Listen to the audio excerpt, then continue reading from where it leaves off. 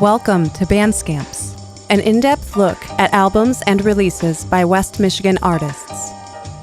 Hosted by Dan Fisher and Julio Gomez.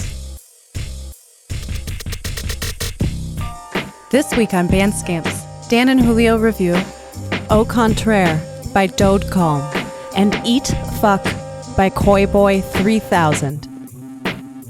Hello, Internet. This is Band Scamps, Episode 8, the music podcast where haters are gonna hate. I'm your host, Dan Fisher, along with Julio Gomez.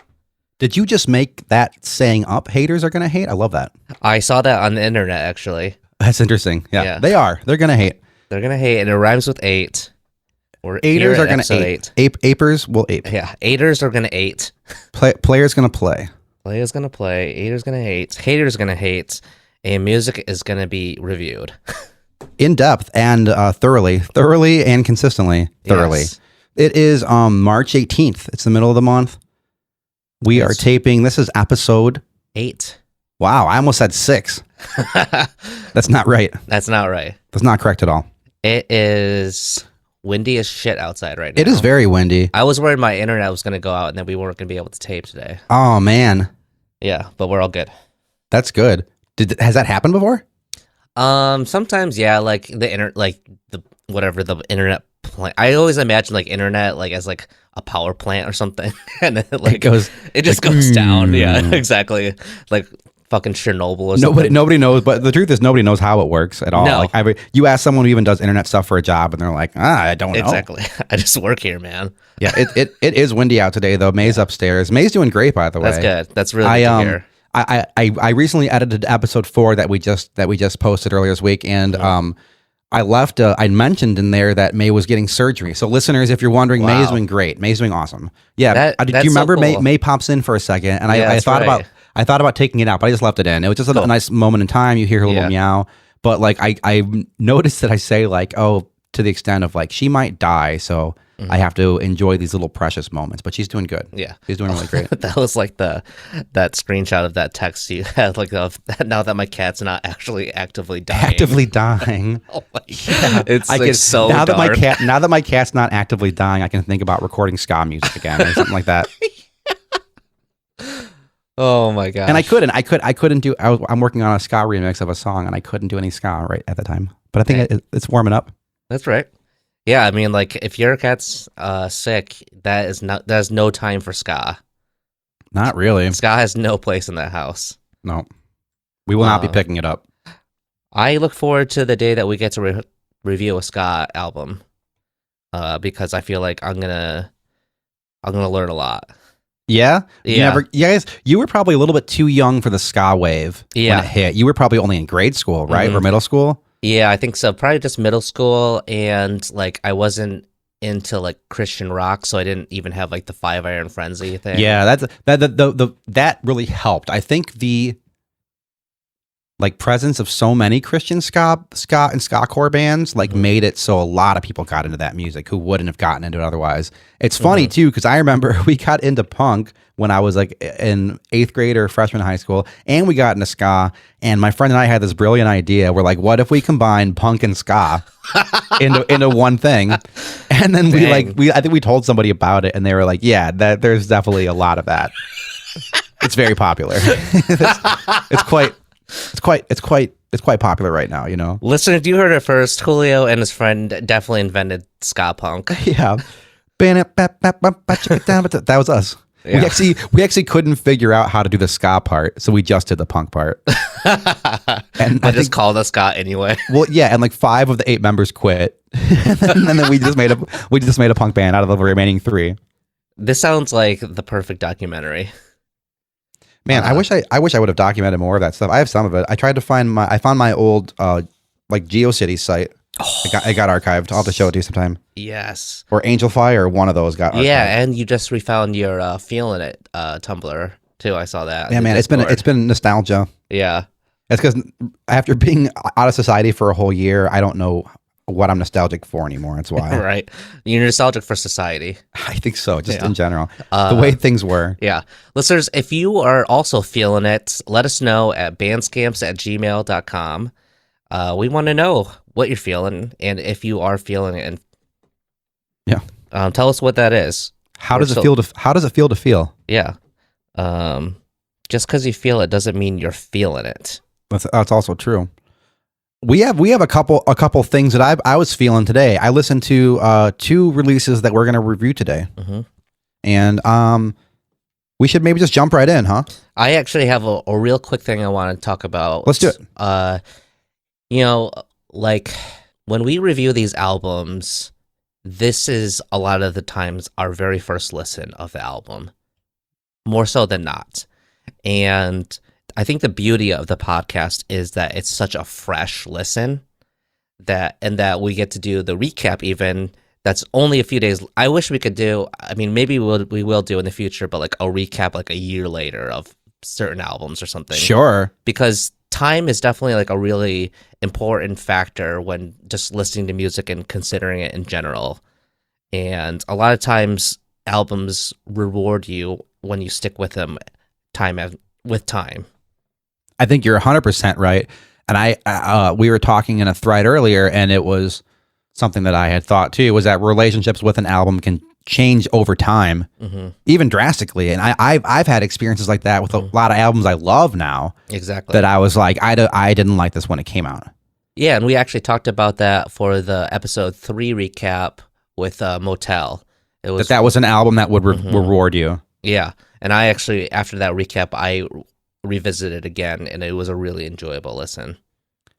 It actually is. I think, I still stand by some of the issues that we had with it, but I think that like it definitely is like, maybe I can overlook that, and that's just how this band is. Yeah, and like also getting to know those guys too is like, just from those quick conversations that we had, is just another element too. And I think in the podcast we really try to look at the piece of music kind of within a vacuum, but that's not really the whole picture. The whole picture is context. You're right. And that's kind of like the recap part of it. Yeah, we talked about it. At one point you said like, we have a unique perspective being friends with these people. And I kind of like balked at that a little bit. And I was like, I don't know if that's unique or good or interesting, but that is the fact. It's a reality that we have, is that we know these people. And with these 2 records too, we know both these artists, the main artists, and even looking at the Bandcamp on the first record we're going to do here, I know a majority of the people who played on it. Yeah. So let's get into it now. This album is called Au Contraire by Kalm. It is the O in Dode is the O with a oops, and it came out April 1st of 2020. All right, Au Contraire by Kalm. Yeah, April 1st, 2020. Yes. So this is another, like, I don't know. We can almost like start organizing these into like eras. This is like early pandemic. This is early pandemic, and with the information of knowing Kevin, I know that all these songs were recorded pre-pandemic. Perfect. Or written pre-pandemic, at least. Okay. And I'm pretty sure they were all recorded pre-pandemic as well. This is at least very, very early in the pandemic. If we're saying released April 1st, we're talking at least a couple weeks of final touches that don't involve getting together. And I mean, my last day of work was like March 13th or something. So this is like right on time as being pre-pandemic almost. Yeah. So let's put it there. Perfect. Except for production and then release right in early pandemic. Right. Okay. So let's go to first impressions. Let's start with cover art. I think we've been neglecting cover art occasionally on my shows. Yes, let's talk about it. And on these shows, okay, so it's the cover art here, and this is great for anyone who might be like visually impaired too. It's looks like a fire that's on some sort of an aircraft. Yeah, maybe like an old war aircraft. War aircraft, and it looks like military firefighters are putting it out, but their legs are all kind of on fire too. It's very reminiscent of like the Rage Against the Machine self-titled album cover. It's black and white. It has like a really high contrast vibe.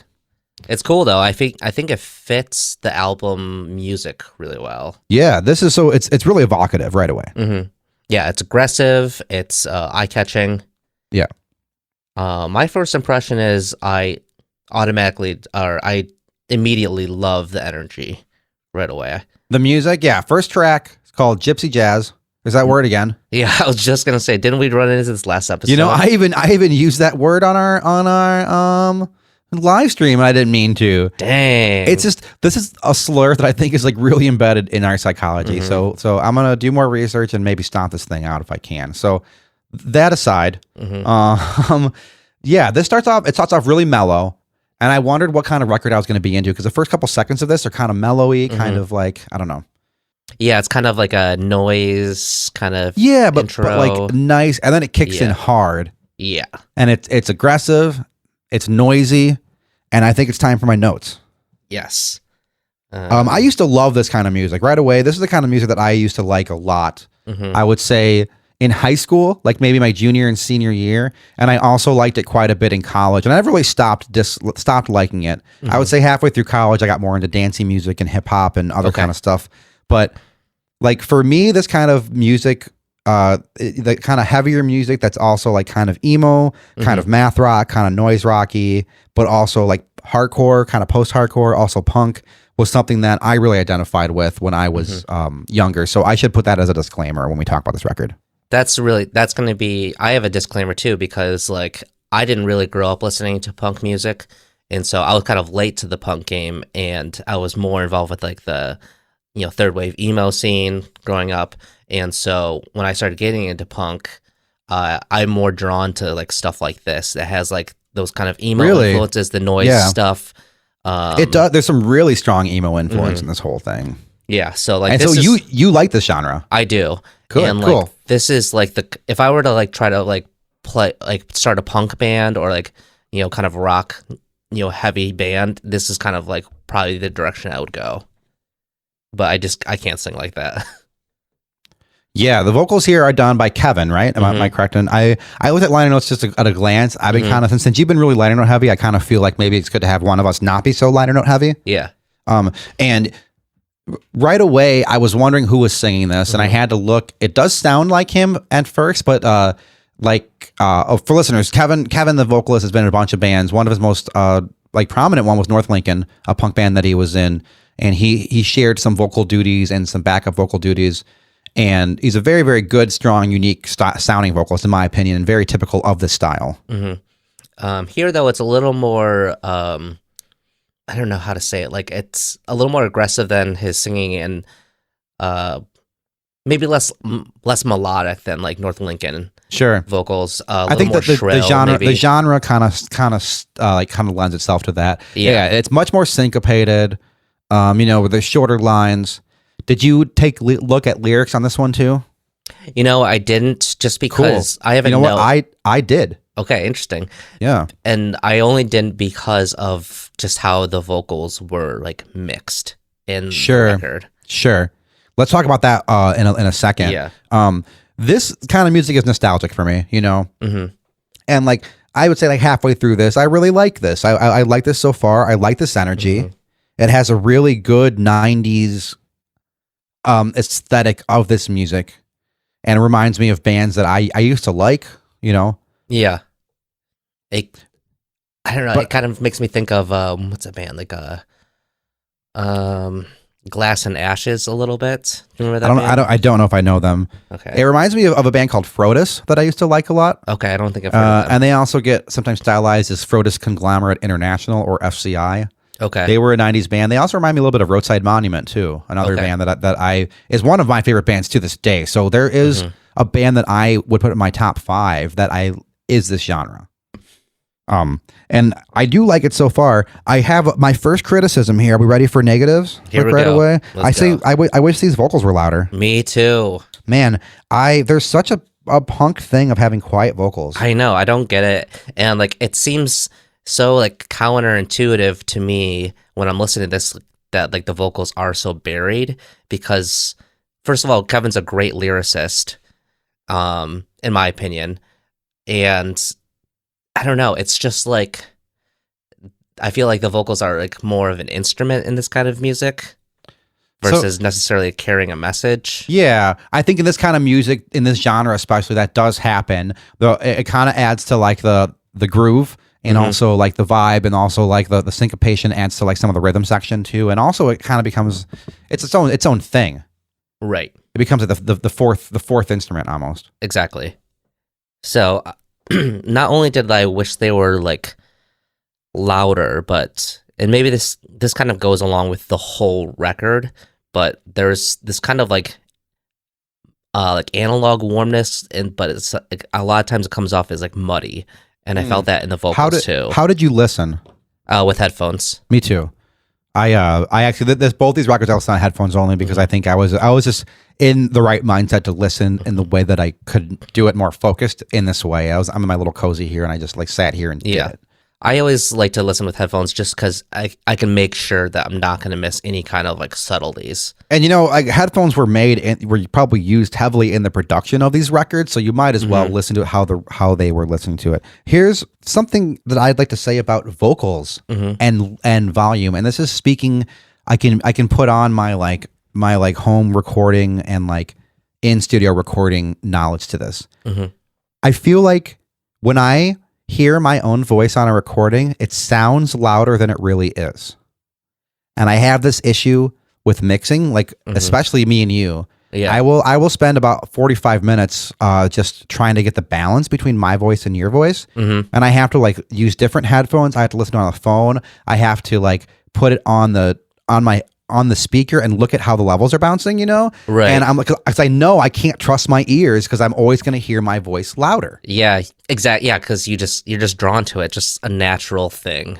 Do you ever hear someone say your name and they didn't, and there was no one there? Yeah. So imagine how loud when you're a recording artist and you're hearing your own voice, automatically your first instinct is my voice is way too loud. Yes. And the producer is going to say, okay, whatever you want, and the vocals get turned quieter and quieter until someone says like, no, I want those louder. So I kind of personally take an approach of having the vocals be too loud for my taste because I know they're probably around where they should be. Exactly. And that's why it always usually helps to have like, like a non-band person take a listen, because they're the ones that really kind of matter a lot with the listen. And like this problem, and I think it actually is a problem, is compounded with the fact that it's actually an aesthetic in punk. And some of that is because you had people recording stuff on shitty equipment, so you actually couldn't hear the vocals, or you had recording engineers that were like, wow, this guy's singing like crap, let's turn his vocals down. Right. Which is like not, so I don't know. It's a whole thing. It gets written off, but I think there's more of a psychological component to the whole dilemma than is given credit for. Yeah. And it's totally understandable. You'll hear like, even like on a live show, someone will be like, turn my vocals down on my monitor. Can you turn my vocals down? Or they'll start singing, and listeners, I'm like backing up from my mic. They'll start being like, and singing like a foot away because it sounds too loud to them, but it's not too loud to them. Just turn the monitor. It's a whole thing. Like it is so connected just straight to your brain, Yeah, it's a skill you have to like learn. Like a listening skill and like a performing skill of learning how to like treat your vocals, I guess, like equal to everything else. And there's no right way about it, and sometimes vocals can sound too loud in your face, and sometimes they can sound quieter and have this distant quality that's like really just brings you in, and I wonder how much of that happens here, and I want to hear this on speakers to see how close. Totally. But I think they're going to be quiet on there too.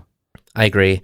And I think like maybe they're trying to capture like the live element too, because I imagine this is the kind of, if I were to see this band live, it would be the same case where like I couldn't hear the vocals at all because they were just, all the instruments would be like crazy loud. I do have that note. That I bet this band sounds pretty close to this live if they were to play live. I bet it's, well, actually, it wasn't even a note. It was a question. Does this band sound like this live, or would they?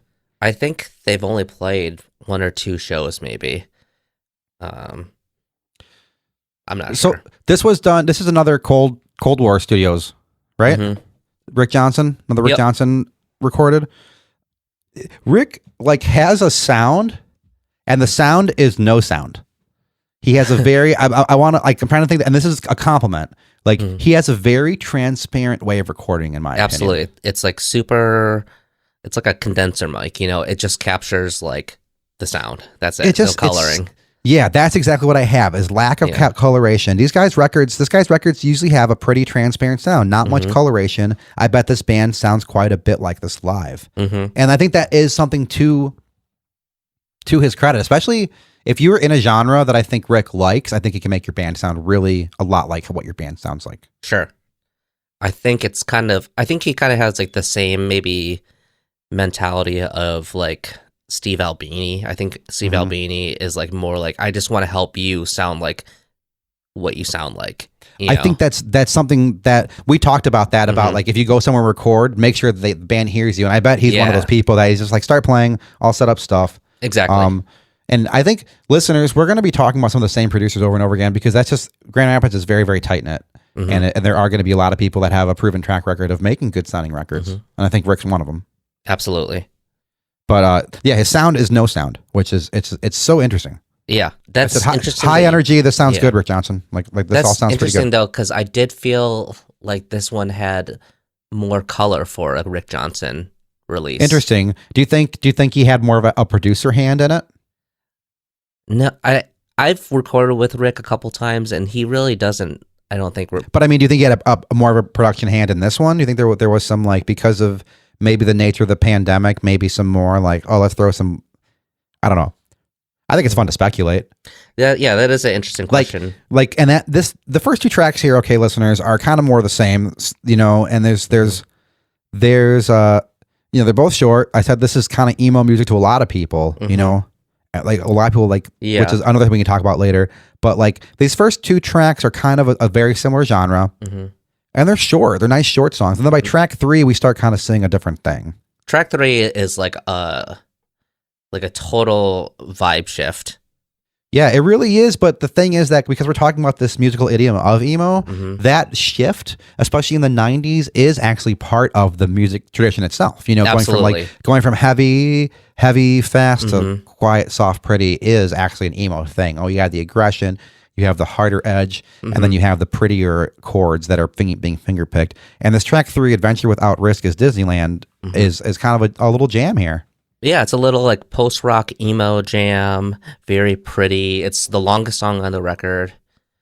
Some really nice guitar tones. Instrumental, yeah, very nice, clean guitar, reverb and delay. And listeners, make sure you listen to these records before you go any further. If you're just listening to this for the first time, get familiar with Au Contraire EP. Yeah.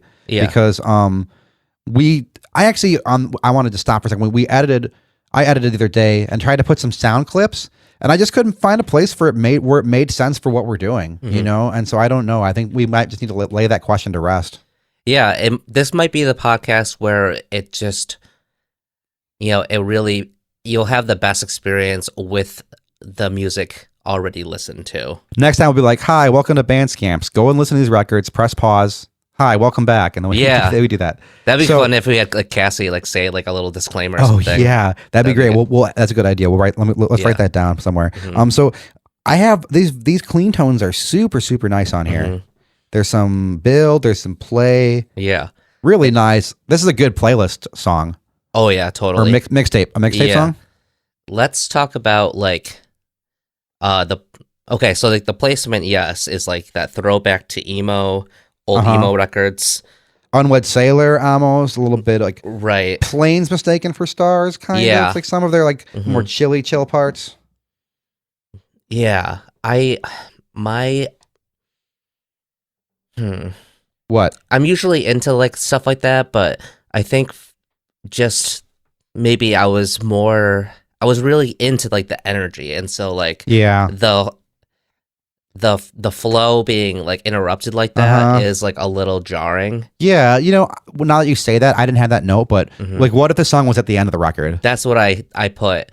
Or I also like when like slower parts are introduced in like songs, but then they return to like harder stuff. So I think it would have been maybe more effective if this would be like a shorter thing, like spliced into a song, you know. It is long, and you know what? It kind of did end a route where I wanted to. The first two songs I thought were like, you know, we're looking at 219, perfect. 249, that felt a little long, but it actually, I was actually, this has happened before. I'm typing the sentence. This song is a little long, and then the song ends before I finish the sentence. So that's a testament to that. I'm just a little antsy, but I mean, this Adventure Without Risk is Disneyland. It is kind of long. I kind of noticed that. At the end, there's a little bit of a tease of something cool that I was like, ooh, are they going into something else? And I wonder if they did and they just cut it, you know, or something. Oh, that's good. Yeah, that's a good point. That's It's a probably what tease. There's a little happened. teeth there. A Yeah. little tease. I mean, there's a little tease. Yeah. This song does enforce that this is emo music. Mm-hmm. You know, if you weren't sure what kind of music this was, maybe if you were under the impression that it was like maybe more on the metal side of things, or maybe more like strictly hardcore, it kind of proves you wrong. Yeah, definitely. And you definitely know where the influences are coming from. Yeah, here's where they're coming from. Okay. Yeah. Let's see, what else do I have here? Yeah, anything else for Adventure Without Risk is Disneyland or those previous tracks. You know what? I think we've gotten a couple comments about how we've been doing these track by tracks. I love talking about it this way. I do too.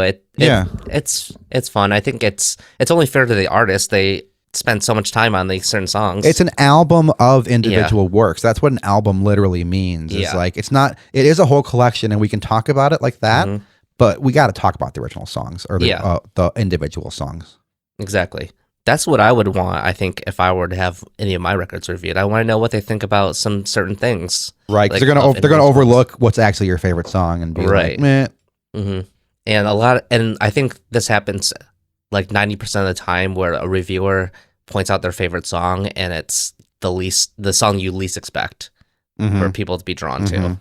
Definitely. It happens live all the time, and they're like, I loved that song, and I was like, really? Yeah. Like that's like our worst song. That was the throwaway one. Yeah. We were all like, guys. Right. The song you guys all thought each other wanted to play. Does that ever happen? Yeah. Or just like the song that you like think everyone like played the worst on. Everyone's like, oh, that was like the best one. And you're like, are you listening correctly? I used to get salty when people played bad. I try to stop doing that now. Although you guys, like my people consistently bring it that have been playing with me the last few years, so like it doesn't happen as much. But you've probably seen it, like me get like salty when people when I, in my opinion, play bad. Yeah, I'm like, I try to not do that as much anymore. Yeah, it happens sometimes though. It's hard. That's hard. I'm kind of a diva, so it's like, what else is gonna happen? Yeah. Let's go on to track 4, Trench Warfare. I think this is like probably my least favorite from the record. Okay, interesting. Yeah, I think the vibe is just kind of, I don't know. It just didn't connect with me. I think it's just a taste thing. This vibe made me turn it up. Interesting. Yeah, so there's another. I love that. That's a thumbs up, thumbs down on this. That's how that's how I felt with the last track. I was like, here we go. Thumbs down or felt thumbs up for the last track. Okay, yeah. Okay, cool. It sounds like it's a little down tuned. The guitar, I kind of like that. It's kind of getting low. I have a note here. This sounds really reminiscent and made me nostalgic for North Lincoln. I think the vocal work here that Kevin does, or whoever is doing the vocals, it has a lot of that of what they did that made them unique and special is happening here too. That's interesting that you mentioned that, because I think I have a note here that says, and maybe this is just because I'm familiar with like Kevin's previous work, but like I know that he has the capabilities of doing like a few different singing styles. Yeah. And I think that might have benefited some of the songs if he would have like maybe switched it up a little bit. Really? Maybe you thought it was too similar? Yeah, like maybe incorporate those even more emo like references to, like screaming and like singing kind of thing. Yeah. I thought it was decently varied, and I was actually pretty impressed by it. But okay. There's another disagreement. Racking them up. This has been polarizing. All right. I think this was more like kind of math rock goodies, and it made me miss live music in a way that other records we've reviewed have not. Same. I felt that exactly. I was like, I am ready to see a live show. Yeah, and it might not be for a while, but like this out of a lot of the stuff that we reviewed, we said we'd like to see this live under certain judgments that we would place to it. But this record actually made me miss going to shows and kind of vibing out at a heavy punk show. Yeah, I think this is probably the most like energetic of the records we've reviewed so far. Definitely. And it did sound really good loud. I did actually turn my headphones up on this one because I liked the vibe a lot for it. Yeah, that's like an interesting thing that I don't think a lot of people consider is like, some music is loud, but like when you turn it up loud, it doesn't sound like any better. Yeah, or there's like a cap of how loud you can go. Yeah, I feel like that happened with something that we reviewed recently, where like I couldn't ever really get much louder. Oh, it was the comedy record. Oh yeah, I couldn't get much louder than a certain volume because it started hurting my ears. Yeah, that was very harsh. Oh man. But we digress. We digress. Yeah. This yeah. I don't have anything written for the last track. Can I play it real quick? Give me 1 second. Let me see if this will play. Whoa. This is all kind of more of the same. Yeah. I think that's like what it makes me drawn to the band. Maybe because it's just like not music I'm like totally well versed in. Sure. So it's like you never listen to this kind of music all that much? Not really. Hmm. I think like more recently in like my late 20s and 30s, I've gotten more into this kind of stuff. But like when I was younger, no. Yeah, this is I feel like it's kind of a young person's music. Some people really, I think, do like. I would like that's gonna be taken wrong. It's just like it is just like a it's music just pure energy of and it's energy, and youthful people happen to have that energy. Yeah, but this kind of stuff, I think, as time goes on, more and more of this kind of music gets more and more popular. People have there's nostalgia for it, and people end up recycling their CDs to their nieces and nephews and stuff, and they get into the music, and so it's like any underground music. Yeah, I think I just have like a really interesting relationship with punk music. Like, I really didn't appreciate like punk rock until I started playing with you. Oh, that's awesome. So, cheers. Yeah. Cool. Like I don't think I knew. It's a wide and varied genre. It really is. It makes up it's almost like you could cut rock and roll into half and put punk over here and the rest and not punk over here. That's the thing. Like, I also grew up with like the boom of like pop punk. And I really like hate pop punk. Yeah, there's some of that I'm not as into myself, and it is so varied. Like you could put a band like this on a bill with a pop punk band, and everybody in the audience would probably like both bands, and both bands would probably like each other, and would be like, "Yep, I like this kind of music. Oh, me too." Yeah, you could pair this like Dode Calm with like, remember Just for Kicks? I do wish that last track was Adventure Without Risk is Disneyland. I wish that was the last song. Me too. Have these four poppers pop, and then put this other one. Exactly, that'd be sick. This is good. I thought overall I really liked this record. Me too. Cool. And I think that it's always good to hear stuff from Kevin. This also features Sean Stearns on guitar. That's right. Yeah. Sean from Coffin Problem. Yeah, out of character for Sean music. Amongst many other things. Yeah. Brent Temple plays drums. And what did Brent play? He was in Shores, was he not, for a little bit? Yeah, he was in Shores for a little bit. Do you remember that band Ambassador? He was in a band Ambassador. They were like an emo band. Okay. There was something else he was in Between Brains. Really good drumming on here. And then Nick Rhodes, who I do not know. I do not know that person. Nick Rhodes is he played with Lights at Sea for a second. Okay, no shit. Yeah. And, he was in Glassfield for a sec. Okay, excellent. Excellent. I like Glassfield. Yeah. He did that Van Halen cover. He was in that Van Halen cover band, and he's in that new band Fedaykin. Okay, awesome. Raph and great. company. So these are all vets coming together to do this too. Yeah. Cool. And they're not, but at least to your knowledge, no longer. I don't think they're a band anymore. I don't think any bands are bands right now. That's true. What do you say? Nothing remarkable about that. So here's my one kind of like big gripe with this record. Let's hear it. Lay down on the couch. The snare sound was snare? This was driving me nuts. Okay, really? Yeah. That never came up to me. I gotta. Really? Give me one. I'm gonna play it. Yeah. It's.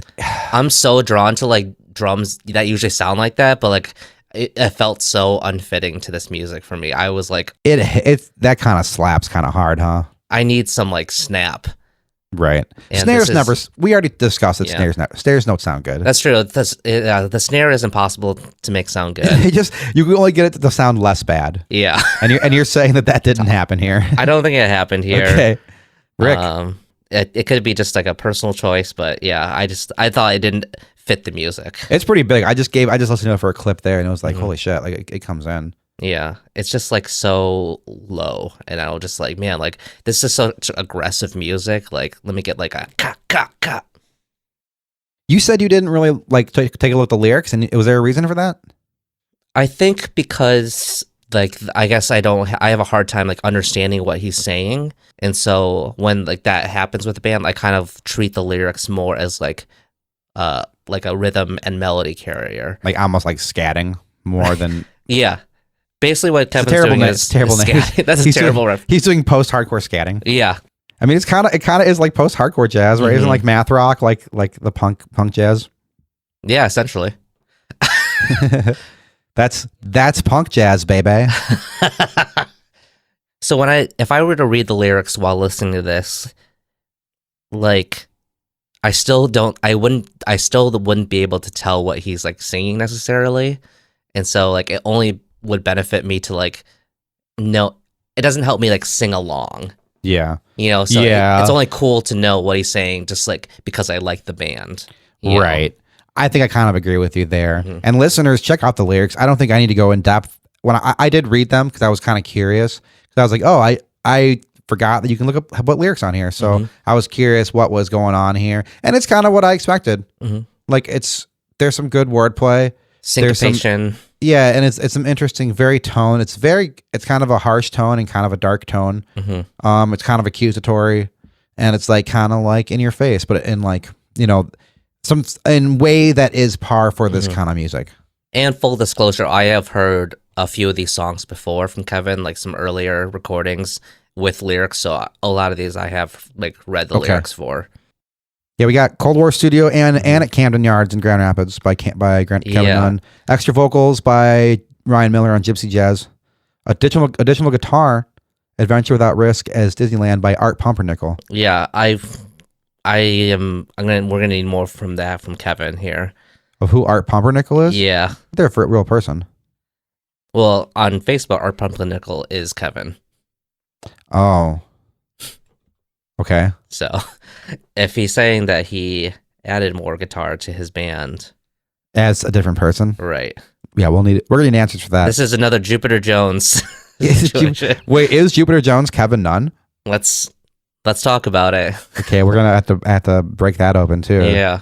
We're never gonna let the Jupiter Jones thing go, guys. The lyrics are fine. They're kind of unremarkable. They're also kind of presented in a way that isn't giving you a whole lot to do with them outside of like enjoy them, like you said. I think like an instrument. Exactly. I think there's been a lot of time, like a lot of music I am drawn to anyway is kind of like, like emo and like shoegaze and stuff. And so I'm so used to like not paying attention to the lyrics to like in the music that I'm normally drawn to. So that's why I was listening to, reading a lot of lyrics for this podcast is because it's a lot of music I don't necessarily listen to. So I got to listen to it in a different way. Shit, have you been recording? Okay, I have not been. Thank God. Okay. I'm just going to keep not recording. Okay, you just give me your files. Jesus. Yeah. After we talked for like a long ass time. Yeah. Okay. I don't think I have anything to say about this. It's like it's only a 5-song EP. Yeah, I think that's we probably said all there is to say. Yeah. I like this kind of music, and overall, it's not something I turn to as a daily listen. Especially in the last year, I really haven't had a whole lot of room for this kind of music in my brain for anything. Yeah. And I don't think that this album was released, because it's an early pandemic record. I think we're gonna have a lot of those that might miss the mark a little bit in tone. But I think that this kind of angsty vibe that it has is not totally off base. No, that's an interesting point though. That there's music that is like suited for the pandemic in a way, and this music is not necessarily like pandemic friendly in the way that like it's not something you're gonna put on a lot when you're at home. No, but it did make me like miss shows. It made me like want to kind of rock out for a second, and it made me nostalgic for a time when I could do both those things more. Right. This would be a good like car listen. I feel like just crank it in the car. Yeah, I think it would sound good in the car. It sounded good on tape. Yeah. Would you recommend this record? I would. Yes. I think I would as well. I probably wouldn't recommend it to everybody. Probably just people that I know are looking for like local punk and hardcore stuff to exactly. Yeah, local punk, emo kids, basement kids, or adults. Basement adults. Yeah, basement adults. Bridge trolls. Did they get there? I think so. I think they did, with the caveat of I wish that track 3 was track 5. Yeah. I think they set out to and then do what they did. it'd be without hesitation. Yeah. That's how what they did. I think that one of the main failures was that. And it's almost it almost feels like when stuff like that happens, it feels like a troll to like the listener a bit. You're like, bang, here's this, and you're like, okay, I guess. And maybe we're the only kind of people that are going to actually think that kind of stuff like that, or like it's like that we'll obsess over that and actually make a big deal out of something that like maybe they didn't give any thought to. Yeah, I don't know. Final words? Let me give it a rating. What's my rating? Oh yeah. Let me give it a rating. I'm gonna say, because this made me think of like live stuff, I'm gonna give it like a live rating. I'm gonna rate it like finding an old CD from yours from high school, but the jewel case is like super cracked and destroyed. What's the ride? That's the zipper. Remember that the fair ride? The zipper. It's called the zipper. I don't know if I'm familiar with the zipper. It's a big like loop, like you sit in a cage and it goes around and like moves you around. That's what it's called, the zipper? The zipper Okay. in some regions. The zipper. We're going to come back. We're going to take a quick break. We're going to come back and talk about another record. Mm-hmm. So stay tuned. Stick around. We'll be back. Hello, listener. This is Julio here to tell you that we just launched a Patreon. So if you want to support us, there are several tiers to choose from. Starting at only $3, you can become a patron. You get access to our private Discord. You get access to all of the Patreon-only content. So check us out, patreon.com/bandscamps. We will be adding new rewards to every tier, new perks, bonus content, all sorts of stuff. So be sure to support us in that way, especially if you are looking to get a little bang for your buck.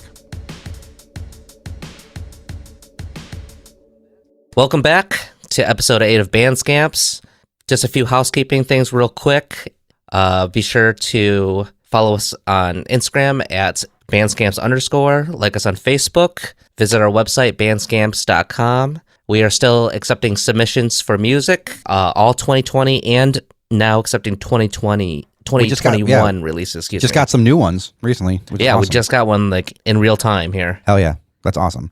And we are going to take a look at everything, a listen and a look. We're going to appreciate with all of our senses that we can your music fully to the extent that our brains can handle, and then talk about it on our podcast.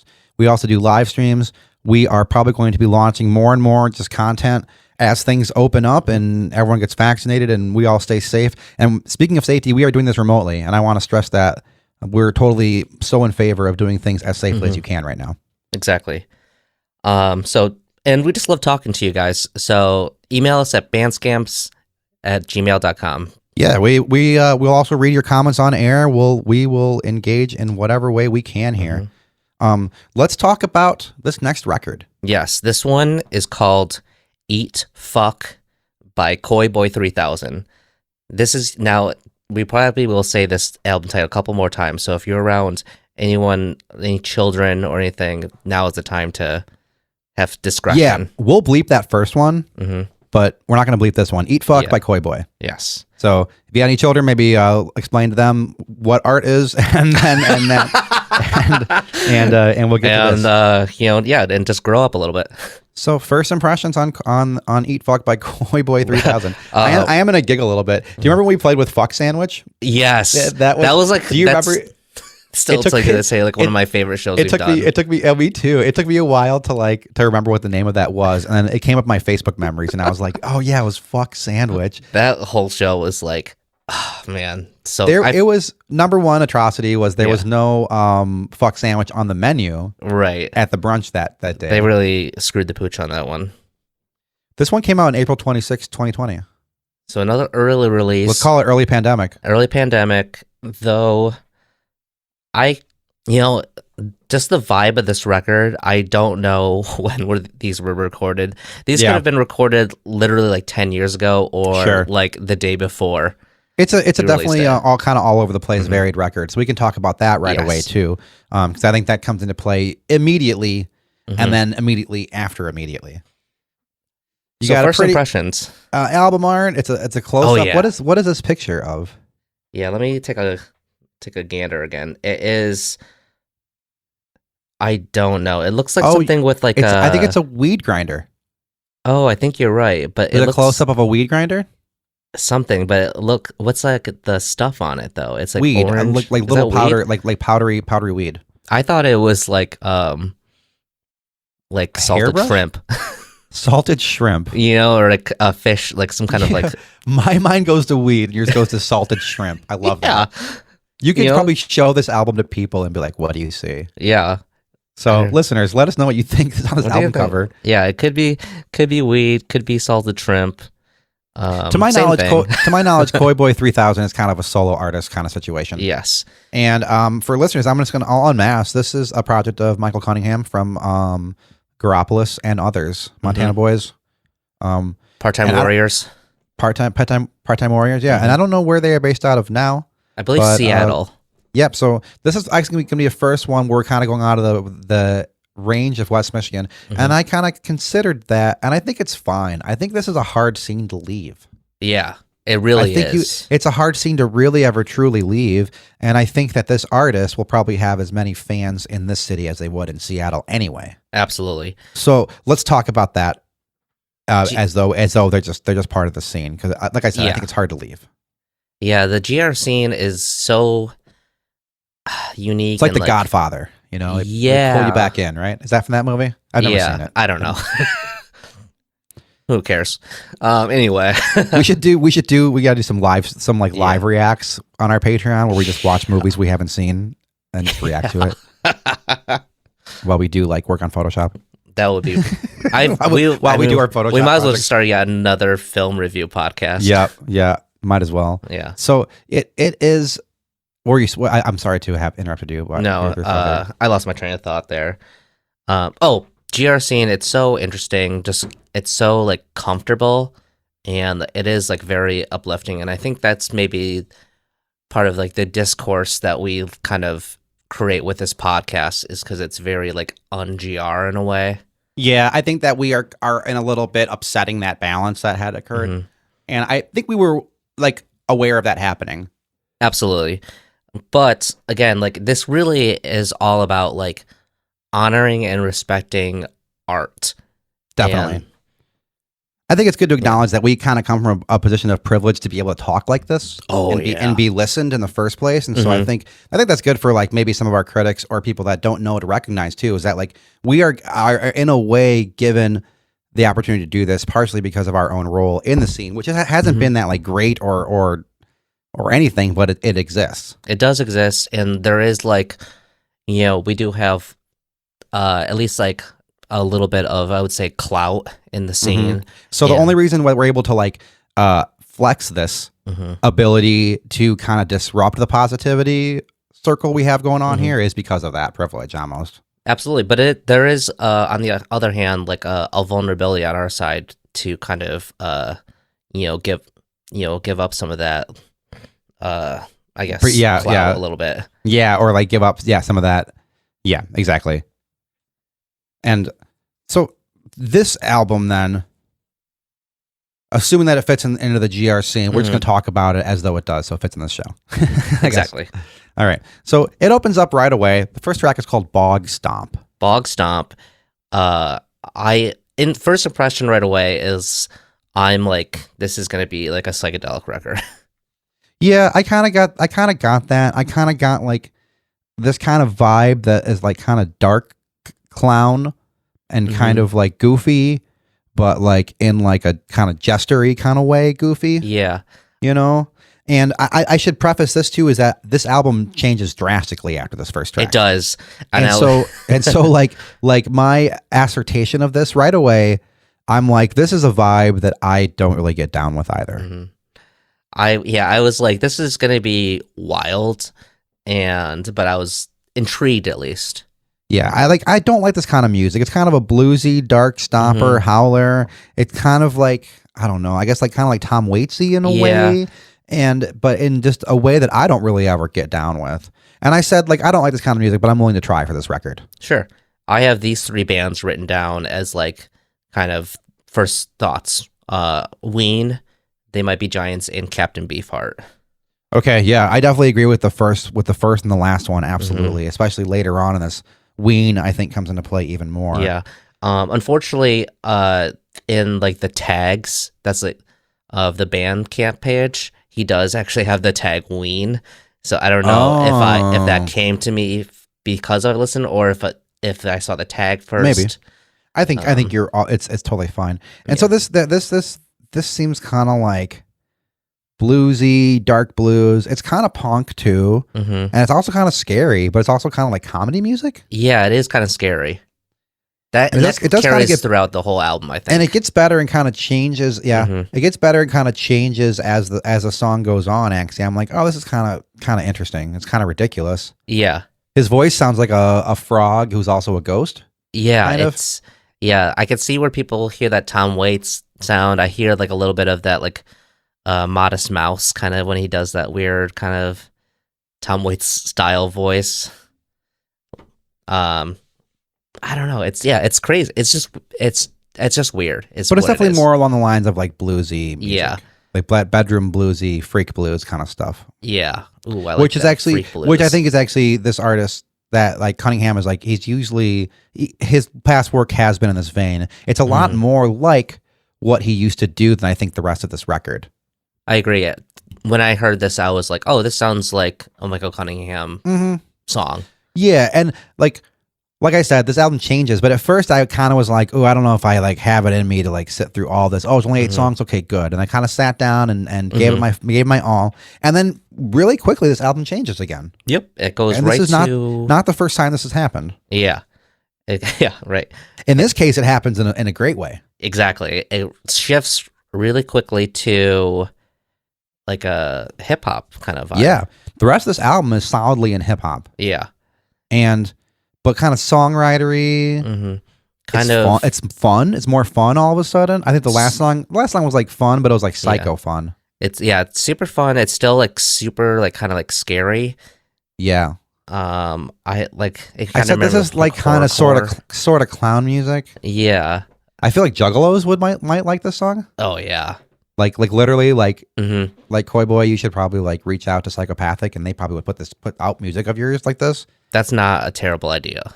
Man, I would be on that record. If I was in a weird freaky rap group, I would totally be on Psychopathic Records in a second. Yeah, I don't really get down with this kind of vibe though on this track, and it's kind of holding over that track 1. And thinking about it now, it kind of is really a natural progression from 1 to 2 to 3. I was really into like the vibe of the song and like the rest of the record. Like, yeah, I got there. I think like the whole kind of like bedroom hip hop kind of vibe is something I really vibe with a lot. Yeah, I think that was a big thing that happened in like all the way from like early to 2000s, all the way to late, the whole 2000s, that whole decade was full of this kind of music. You know, starting with actual rappers and stuff. And then you had like these other bands that were like white rappers that were getting into indie rock. And I think one band that kept coming to mind is Y, the band Y with a question mark.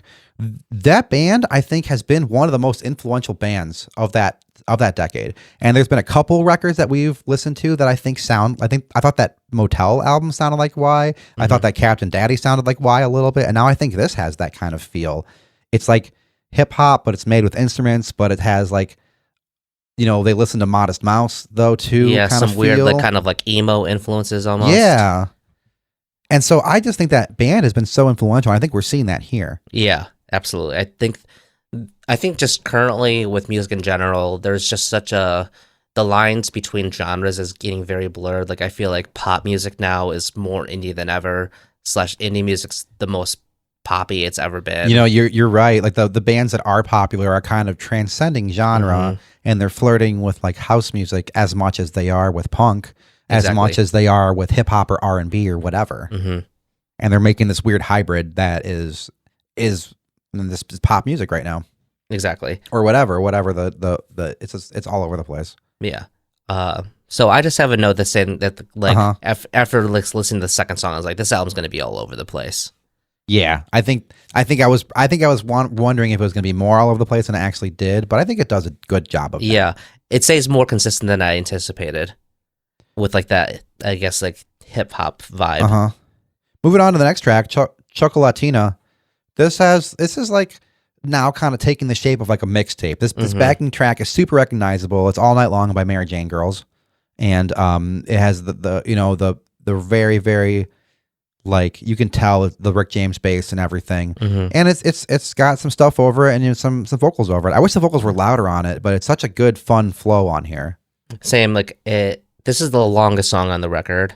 But by this time, I think I had an idea of like a more solidified idea of like what is to come next. Like it's less, I could think more, it's less about like the structure of the songs and less about even the lyrics, unfortunately, I think, but it's more like it's just creating this kind of like vibe, I guess. Right. I think it's a weed smoking album. Yeah. It's an album you smoke it up and then you roll it up into a cigarette and smoke it. And then you listen to, and then you listen to this record, and then and he gets all in your head, and you go whoa, and you enjoy the music, because I think that's what it's for. Yeah, and you can hear the bong in the background sometimes. You can hear him saying, "Let me hit this shit." Yeah, there's like later tracks where he's like messing around with his like coughs and stuff. Yeah, it's very on theme for that. But I think it's fun. I love it. Honestly. I think weed smokers will love this record for that purpose. I think it's like, Yeah, it's very like on the I wish nose. the vocals were louder. It is unfortunate because Mike has such a really like interesting and like big voice. I love his voice. Me too. I love his voice, and I wonder how much, again, are we talking psychology or whatever. Great voice. Like versatile. He can do tons of different styles. And like it's so interesting because Michael is such like has like such a big presence, like not only just physically, and I mean, like, they're not as big as they used to be, but like always has been a physically present person. Like when you're in the room, you can take your eyes off them, Exactly. Even their voice, performing musically, everything, like on so many levels. And then like it's interesting to hear on his voice being so kind of constrained. Yeah, I think it made me really not question, but like I guess like theorize or hypothesize about like how the song structures or how like the songwriting process was for like all these tracks. Yeah, it sounds kind of loose. It's loose, but but there's so much going on at times, and I'm like, I could see this being made in like a matter of a couple of weeks or during a weekend. Yeah, and okay, here we go. Yep, I see experimental hip hop. Okay, so they're going for that. Yeah, I think they got there in that way. Yeah, the flow's really fun. Man, I have. This is the first time this comes up. I wish this record didn't start with that first song. Yeah, I think the first song probably could have been like just left out. Really. Yeah, I'm seeing more how it fits the more I think about it. But I wonder if it was like an attempt of bridging their older work with their newer work. Yeah. To not alienate anybody who might be carried over to listen to this new stuff. I could see like cutting that first song in half and then having it kind of transition into, the second track or like something similar. Like I feel like the two styles could be melded a little more fluently, I guess. But I don't know. I think the only thing, odd. It's a question. Yeah, I think that the only gripe is like because it's really so unique, like I can't stop thinking about it in a way. Because you're like, what about that song though? You hear more of like this experimental hip hop, and you're like, but what about what happened to the first song? Like, is that like, do we just supposed to forget about that or something? Right. It's like a psychological thing. The rest of this is all really nice. It's like this next track or the, Bub Bub and both Salome are both good. And like, this is like, I'm almost finding a hard time talking about this record. Yeah. It's so like chill. Yeah, I had that's the last thing I say is like this is good chill music. Yeah, I was like super chilled out while listening to it. Yeah, listeners, I'll say this is a recommend for me. It will reward you With the caveat multiple of like listens. after the first song, just keep listening to it, and you Yeah. might like that first song too. But it is. I worry that people are gonna like write this record off because of that first song. Right. Yeah. Don't judge a book by its first song. That's what we're saying. And it's so hard because that's like the most important song on the record, in my opinion. Is Yeah. how does it start? Right. That's like That's the your recognizable greeting. shit. You hear the beginning of "Tired of Sex" by Weezer. You know what record you're getting into. You know, Exactly. you listen to the beginning of "The Strokes." Is this it? You know what record it is. You know it's the first track. Mm-hmm. You listen to whatever "Immigrant Song" or some shit by Zeppelin. You know it's the first song of that record. Exactly. So I don't know. It's it makes sense, but on like maybe an artistic way, but maybe not in like a listening way. I don't know. We could go on about it forever. That's the question, though. I mean, Yeah. I think we made the point, and I'm not going to Yeah. harp on it, but like that is a valid. That's like one of the big questions of a record that overall is pretty fucking good, actually. Yeah, yeah, I think that as I listened more, I kind of was just like laughing and smiling to myself a lot, just being like, oh, this is like, it is like really funny at times. Oh, it's on Salome. It's hilarious. Like at the Yeah. end, he hits it, and he just goes, "Oh, Salome." You know, Yeah, it's, exactly. like, it's so funny. Just naming a song Doogie NPH is just like hilarious to me. Yeah, it's good. I Yeah. think listeners give this a listen if you like kind of chill experimental hip hop.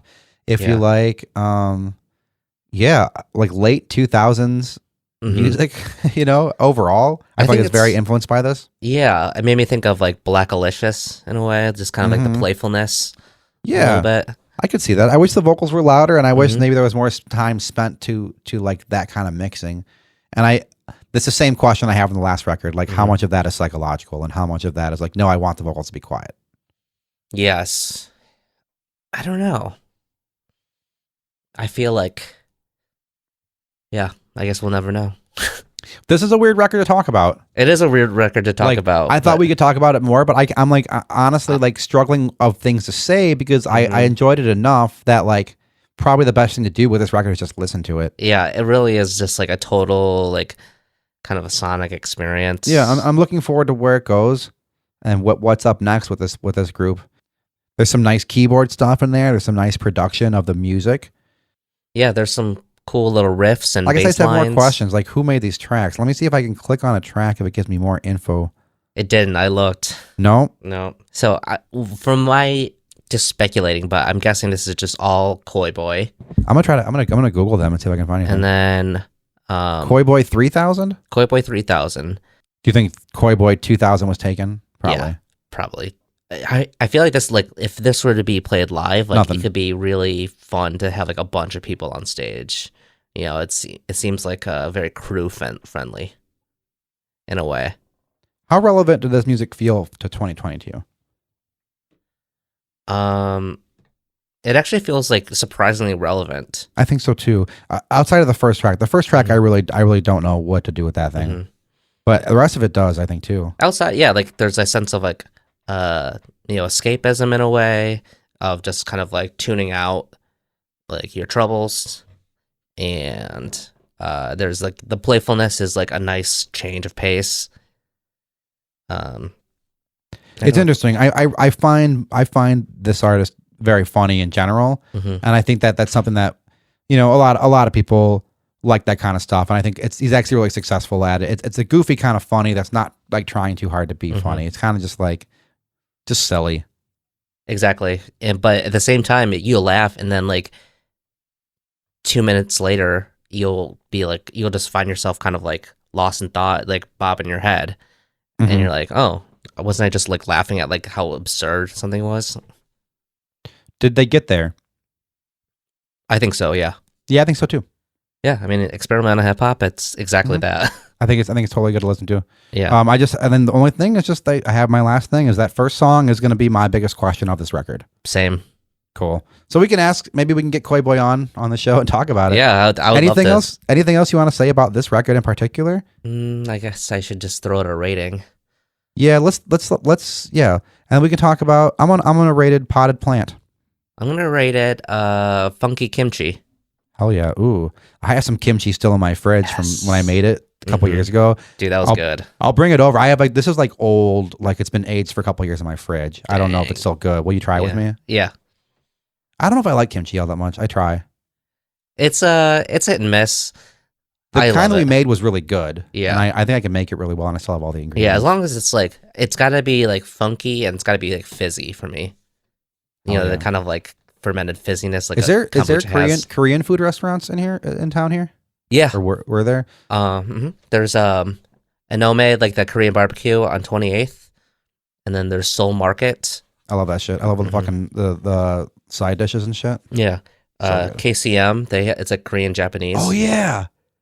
Oh yeah, they have a hilarious logo. Yeah, it's so bad. Yeah. Hey, free plug for KCM. Go check it out. New business. KCM, if you're listening and you're looking for a sponsor and want to reach thousands of new people each week. We're looking for sponsors. Oh yeah, we're looking for sponsors, and if you want to work with us, they think we're going to sponsor them. We'll sponsor you for like that for chicken, for a chicken. Yeah, let me get some katsu.